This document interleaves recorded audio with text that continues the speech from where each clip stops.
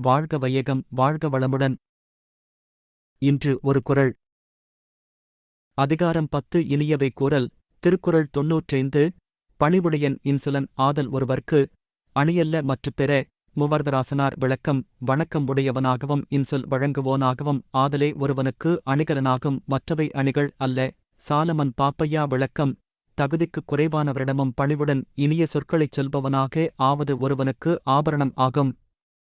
பிற அணிகள் அணி ஆகா. கலைஞர் விளக்கம். அடக்கமான பண்பும் இனிமையாகப் பேசும் இயல்பும் தவிர ஒருவருக்குச் சிறந்த அணிகலன் வேறு இருக்க முடியாது. Chapter 10 The Utterance of Pleasant Words. Thirukkural Couplet 95. Humility with pleasant speech to man on earth is choice adornment, all besides is nothing worth explanation. Humility and sweetness of speech are the ornaments of man, all others are not ornaments. வாழ்க வையகம் வாழ்க வையகம் வாழ்க வளமுடன். Like, share, subscribe.